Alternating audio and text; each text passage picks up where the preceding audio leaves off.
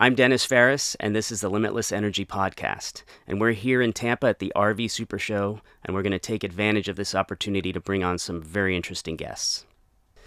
I'm here with John McDaniel, founder of the Wounded Warriors in Action Foundation. And first of all, sir, thank you for your service, and thank you for everything that you do for our veterans. It's an honor to be here and finally meet you, Dennis.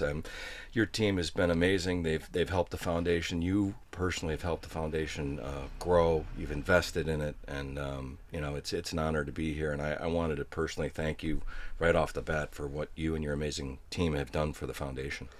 Well, you're absolutely welcome for that, and we're absolutely thrilled that we're able to help in your mission and what you're trying to do. So let's get right into it. How did this get started? Yeah. So I did a 20-year career as an infantry officer and a special operations guy. So I was on active duty from 87 to 07. And when I retired, I thought long and hard about what did I want to do post military career. And you've heard a lot of people say, find something that you're passionate about, and figure out a way to, to either make a career or a difference in that space. And when I was retiring in 05, 2 years, when I got I retired at a Special Operations Command, which is a stone's throw from here, where we are. And the war was raging. In 2005, when I first got there, I thought, I'll just do one more tour, and then I'll hang up the tennis shoes, put the boots, take off the boots and the uniform. And so I went to SOCOM, back to Special Operations Arena, to do that one more tour. And the James A. Haley Poly Trauma Center is here in Tampa. It's at the time it was one of two poly trauma centers. And I used to go there routinely, up on the 6th floor, because it was the worst of the worst up there. And, young men, chewing on rubber balls, so they didn't swallow their tongues, and traumatic brain injuries, spinal cord injuries. It was, that's where the guys that are really banged up go. And it changed everything for me. Here I was at SOCOM, making sausage, if you will, prosecuting the global war on terror, and not even 15 miles from the headquarters is this polytrauma center, where these guys have been evac from the battlefield, probably went to Germany, and then from Germany back here, and their moms, dads, loved ones are up there. And I was blown away, even having been a combat soldier. I was just blown away with what was going on. And I thought to myself, geez, there's got to be something I can do. I'm doing something. I'm wearing a uniform and I'm prosecuting this war, and have, been on the other side of it, But I thought, surely there's got to be something that I can do.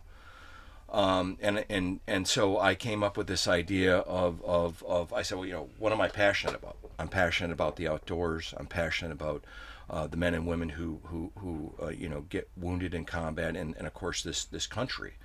So I just combined those things, and I came up with the Wounded Warriors in Action Foundation. And so here we are, 17 years downstream, providing world-class outdoor sporting activities for our nation's combat wounded Purple Heart recipients. And it's 17 years, from the time I retired and started the foundation. It's thriving. It's a going concern. 60 missions, 35 different states, and we serve between 250 and 300 combat wounded annually.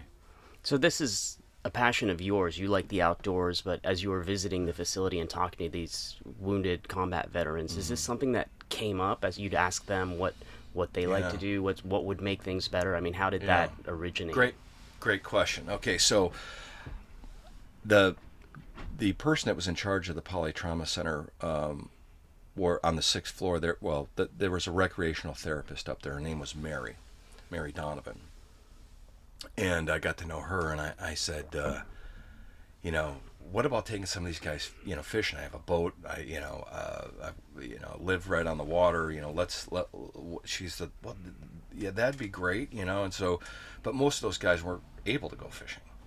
They were in. If you're in the polytrauma center with a traumatic brain injury or spinal cord injury, you're not going out on my boat, okay? Mm-hmm.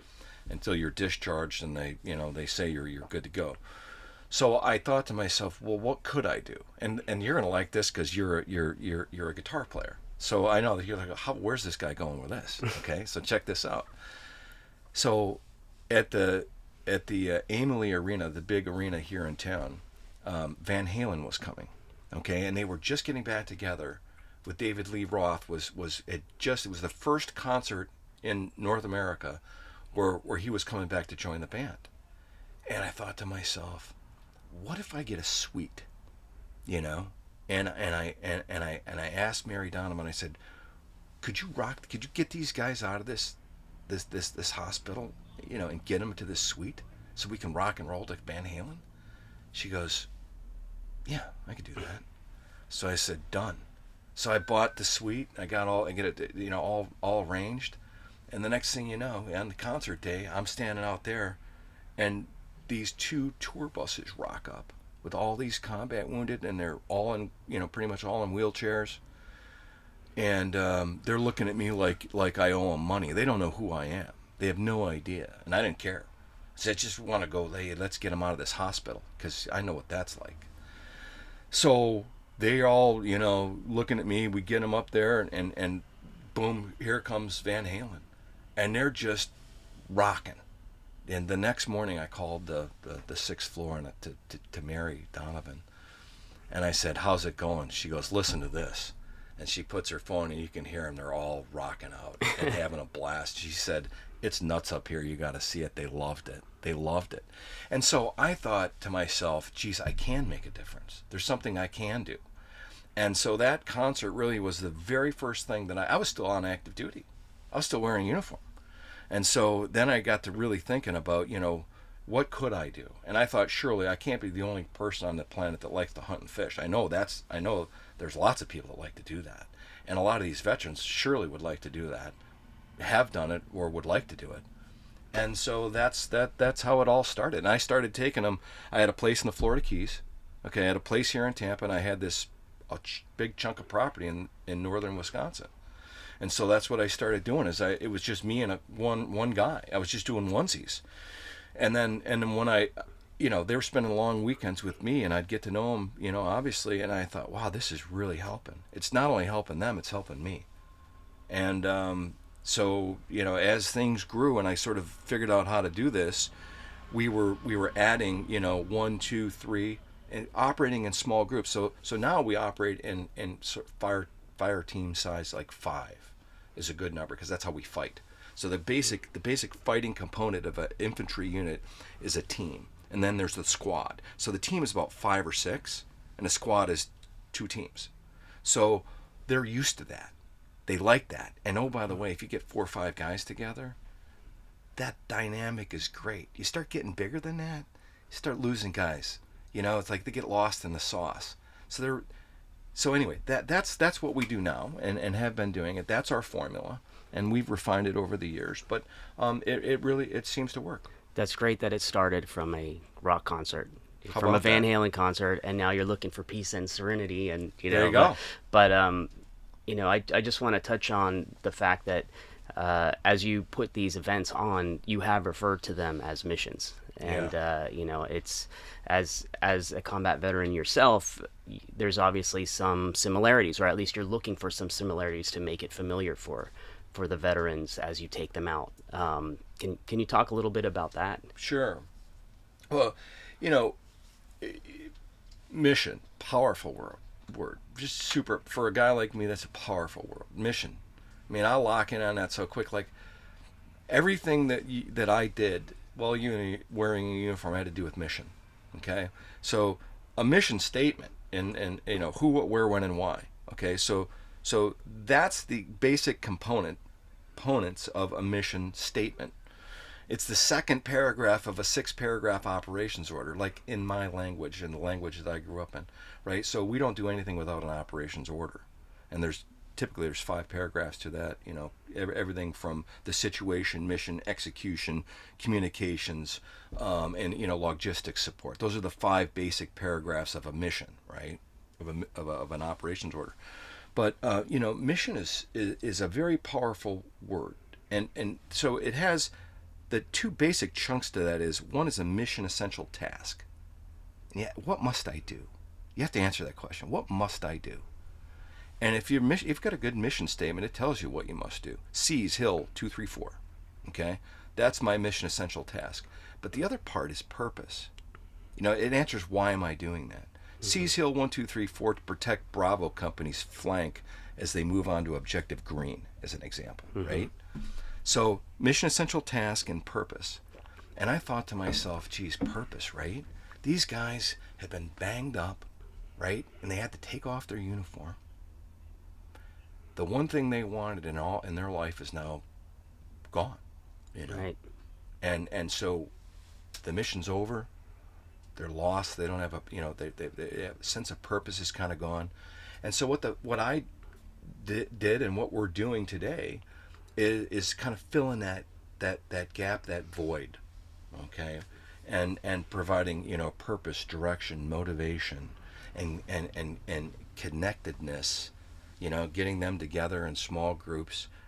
They have a great deal of respect for each other. They feel safe. And, our tagline, Honor, Connect, and Heal, really says it all. Honor what they did, their service and the sacrifices that they've made. Connect them with each other, connect them with communities and people who care. And, of course, the great outdoors. And in that layering process is their healing component, right? Because if you go back to, like, Vietnam, I was at the University of Wisconsin as a freshman in like 1983. Okay, Saigon fell in 75. So at the time it seemed like it was a long distance between Vietnam and when I entered college, but it was like 7-8 years. Like, I look back on that and I go, that was very fresh in the memory of the student body for sure. And I would wear my uniform on my ROTC uniform on campus every Thursday, because that's what the deal was. And I was called all kinds of names. And I know what happened to that generation when they came home. We all know what happened. It was sinful. And so I thought, maybe I could do something, that helped fix that in a small way.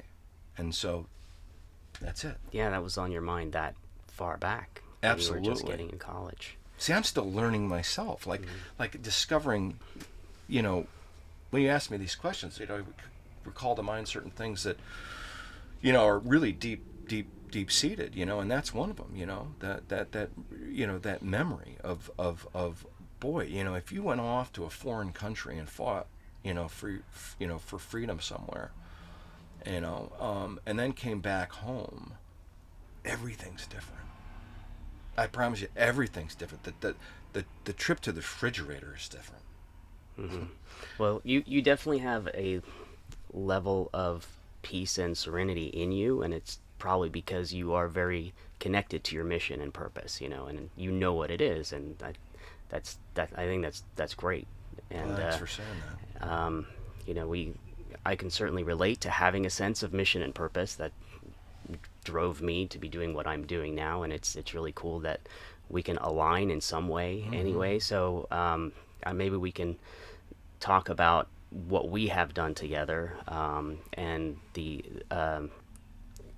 the facility you put together up in Wisconsin. So Yeah. it's a completely off-grid facility where wounded veterans can go up there and basically look for peace, achieve peace. Talk a little bit about that that outfit and what we've been working on together, I guess. Sure. Well, I was on mission. I don't know where I was. I was someplace in Middle America when I got a telephone call from my office, the foundation's office, the headquarters, and my assistant said, we've got these guys rang up. They're from this company called Dragonfly Energy, and their consumer product is this battery, this Battleborn battery, this lithium-ion battery, and they want to talk to you. And as a matter of fact, they want to become 5-star sponsors. And I said, really? I said, oh, okay, cool. So set it up. So we had a teleconference. I didn't know who you all were at all at the time. And I would say this goes back we're probably talking 3 years now, 2.5, I think. Mm-hmm. And so I take the call, and Wade's on. And he says to me, hey, I just got to tell you, we know what you're doing and we want to help you. Okay. And he introduced the company and your mission, and I was all ears. And then he said, we chose you because I went to high school with a guy by the name of Gabe Fierros. I go, I know Gabe. He's one of my associates. I know him well. It was back at the time when I was on every single mission, and I met Gabe in the state of Washington on a salmon fishing trip that we did, and we bunked together. So you get to know. And I always thought the world of Gabe. I still do. He had a real calm personality, and I like that. It's just a sense of calming. You have that same thing. You got that same trait. I work on it. Yeah, wow. You do, and so did Gabe. So does Gabe. Anyway, so Wade went to high school with Gabe, and Wade called Gabe and said, "Hey, I understand you're a veteran. Yeah. Hey, it's been a long time since I chatted with you." And he said, "We're looking to connect with a veteran organization. Do you know any?" And Gabe's like, "As a matter of fact, I do." Gabe's been through our guide school. He's one of my certified guides. We have a 10-day guide school, probably the finest one, I think in the nation, if not the world. And I can say that, that's a bold statement, but it's true.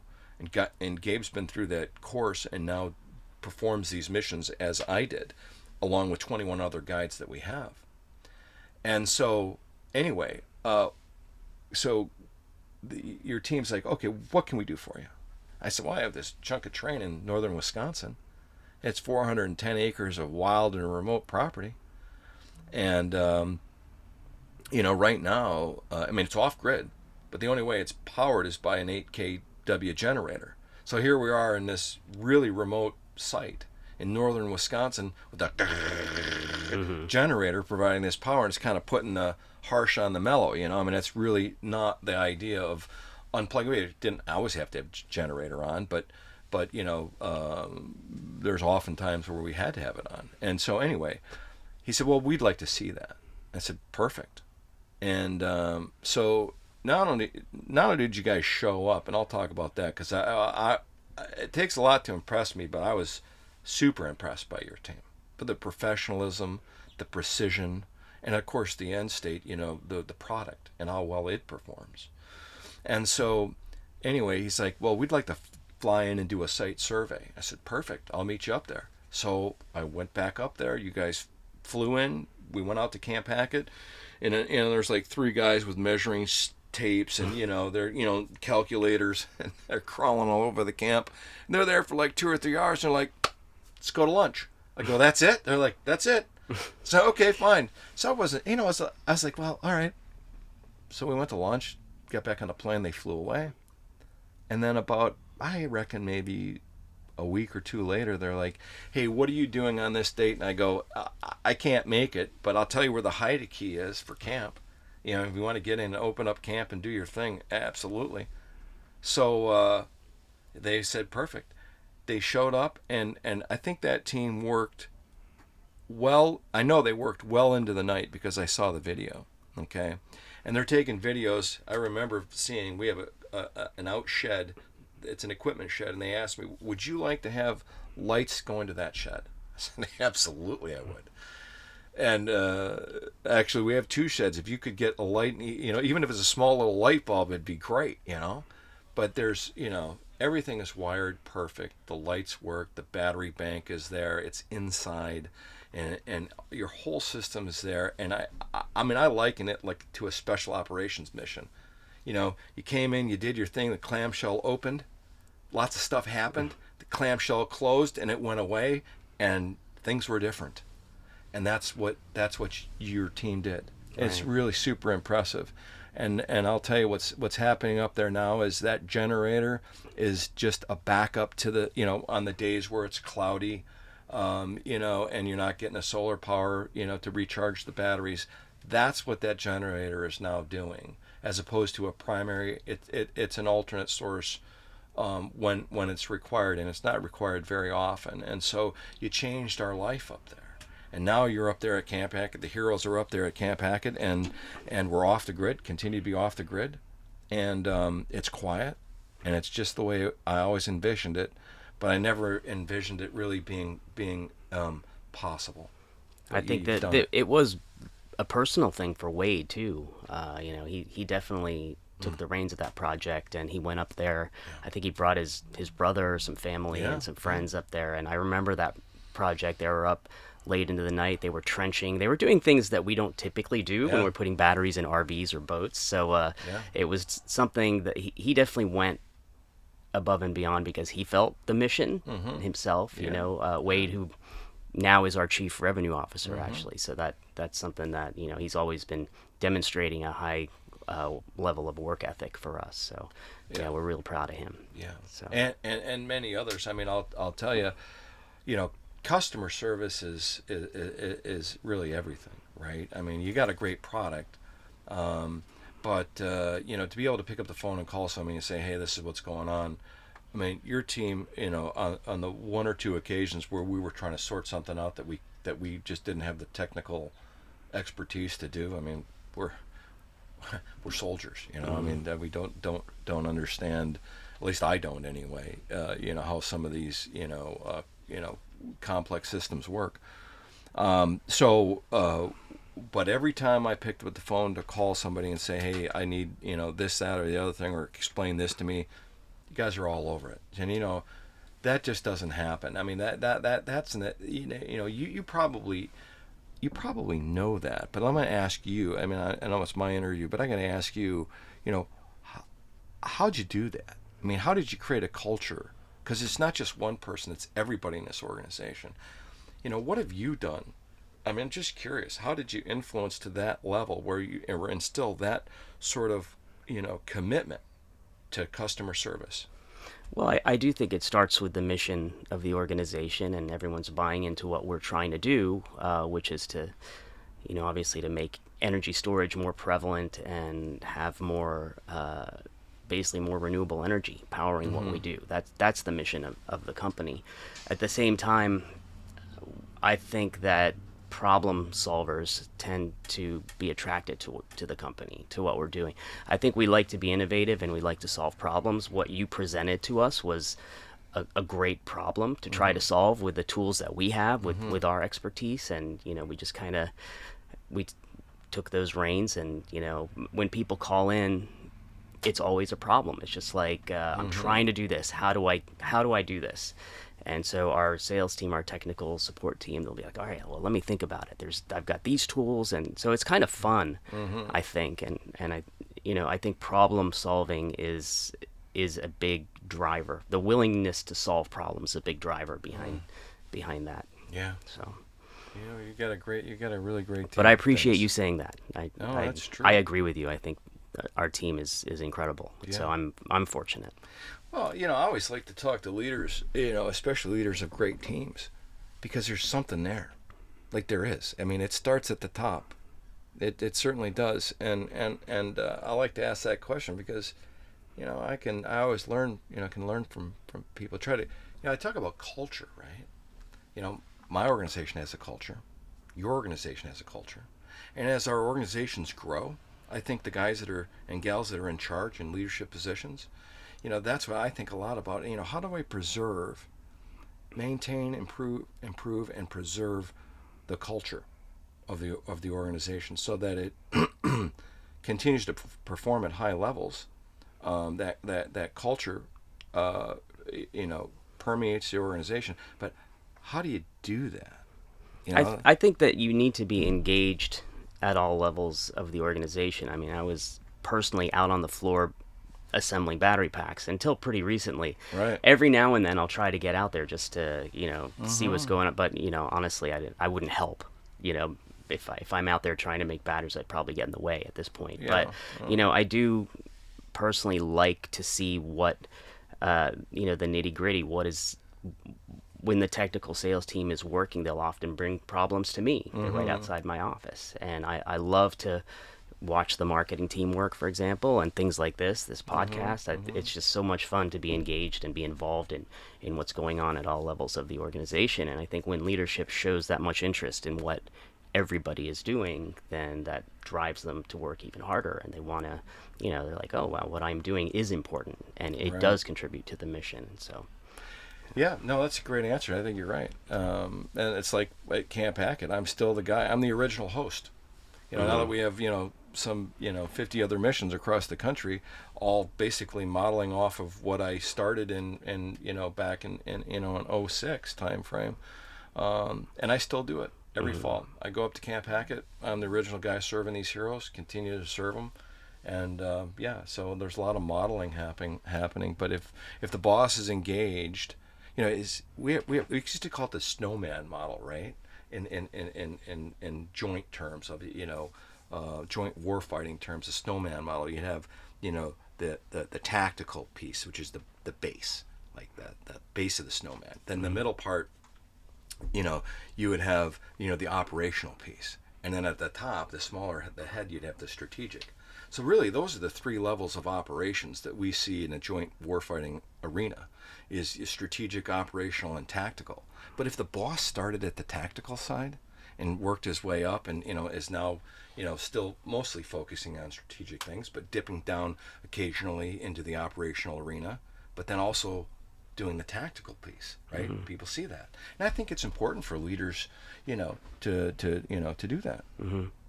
Yeah, that's I love that analogy. That's exactly right. Yeah. So you said it. I just put it in. You brought up the snowman. I like that the snowman model. Yeah, sure, absolutely. All right. Well, just a few minutes left here. Yeah. Maybe we can wrap it up by talking about the future. Where do you go from here with your foundation? Yeah. I think the future of the organization, to be honest with you, Dennis, is continuing to refine what we're doing, but reaching more. The Purple Heart community is a small community. There really, believe it or not, aren't that many of them. And after World War II, most of them have left us. And we were serving when I started 17 years ago. We had World War II guys that were going on missions with us, right? And they're mostly gone. And then it was the Korean War heroes, and then of course Vietnam. Those guys are still very much part of our mission, but they're also aging. So I would love to work myself right out of a job where we didn't have any more Purple Heart recipients. Nobody wants to see our men and women get wounded in combat.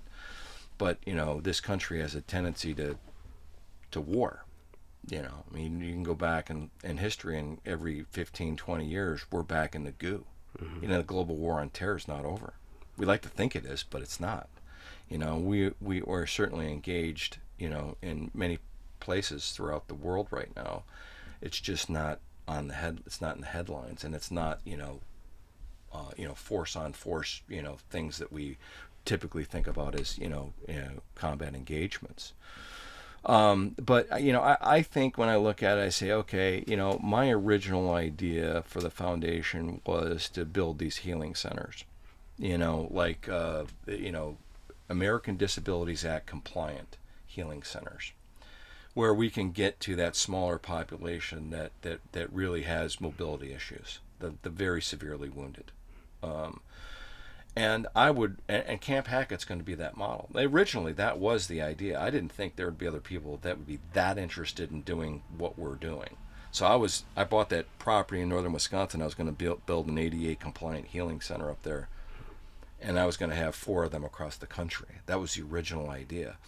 And then when other people started reaching out to me saying, "Hey, I know what you're doing. I want to help you," like, it was really, as a business guy, it was immediately evident to me that I should pivot my model, my thinking, because I could immediately triple, and then quadruple the number of heroes that I would serve if other people grabbed onto this mission and did what I was doing, as opposed to building these healing centers, right? So I kind of pivoted, and that's what we started doing. But I'm not letting go of that idea. Like, I will build an American Disabilities Act compliant, and we're in the process of doing it now on a smaller scale. At Camp Hackett, we have an ADA compliant bathroom now, and now the next piece is to add a birthing area where they can actually sleep, because right now all the bunks are on the second floor. But we're going to build that wing, build a wing out of the bunkhouse, so that wheelchair bound heroes can be served at Camp Hackett. And once I do that and people start seeing that, the light bulb's going to go on across the country for the other mission sets and go, wow, I could do that. And I think that's really important, because we're not able to do it right now. And you think I've done it personally, where I've gone, one-on-one with a guy, who is, spinal cord, paralyzed veteran. But it's super labor intensive. Everything is. You begin to think about, all the challenges and, and friction associated with getting somebody who's in a wheelchair on an airplane, as an example, and to the mission, and then, performing mission, and then, having him, go, or her go back to wherever they came from, and to do that transparently, right? So they fit into the group without people going, hey, I had to move the couch, or, we've tried it, and we've learned that it's really difficult unless you have a facility that's American Disabilities Act compliant, to serve them. So that's really next level for the foundation, I think. But before we break, I wanna do a little thing here. So I'm gonna pull this out of here, this right here is this is our challenge coin, okay? And on one side of it is the Purple Heart, and there's dates on there. The first date is 1782, okay, and the second date there is 1932, 150 years later. See, and pictured on the Purple Heart is George Washington, okay, and so George Washington used to issue enlisted men, officers didn't get it, a little piece of purple cloth that went on their uniform, and he did it for merit, okay. So to be sure, men that were wounded in under his charge were also given the piece of purple cloth. But it says, and to this day it says on the back of the Purple Heart, if you get one of these, okay, and the only way you get one is by bleeding, for our country, and essentially, and while wearing our uniform, on the back of the Purple Heart medal it says for merit. Isn't that, like, I always thought that was, and I remember, I remember seeing the first soldier, my first unit, when we went to combat, they, had an award ceremony, and we had 23 wounded in my unit, and the first combat action I was ever in. And I watched this medal get pinned on some of these men, and I was like, it moved me greatly. And so the dates are important because, 1782, of course, George Washington, as the commander. And 150 years later, General Douglas MacArthur turned it into the Purple Heart that we know today. So it's a very powerful medal, And so it's on one side of our challenge coin. The other side has our logo on it. But in military units, the challenge coin is kind of a cool thing, because when you get to be in a unit, you get a coin, and it's unique to the unit. And what the guys all say is, hey, don't let me catch you in a bar, okay, or anywhere else, without your coin, because if you do, you're buying me a beer, right? You get coined. Guys will go in there, like that, and you're like, if you don't have your coin, you're buying, right? So we used to carry these things to when we used to carry our coins in our soap dish when we would go to the showers. Honest to God, so you didn't get coined. People like coin you in a shower. You're like, try me now, yeah. Anyway, so this one, the only way that people get this is by shaking my hand. Please shake my hand. That one's yours, okay? Thanks for what you did for this organization and the heroes that we serve. It's super impressive, and I'm honored to share this space with you. And I genuinely appreciate what you've done for our combat wounded. Thank you so much, John. And I will accept this on behalf of Dragonfly Energy, on behalf of the folks in our organization. So, and excellent. It's been intense and an absolute pleasure having you on the podcast. Thank you so much. Absolutely. Thank you. Well, that's going to do it for this episode. I'd like to thank John McDaniel of the Wounded Warriors in Action Foundation. Be sure to subscribe on any of your favorite podcast platforms.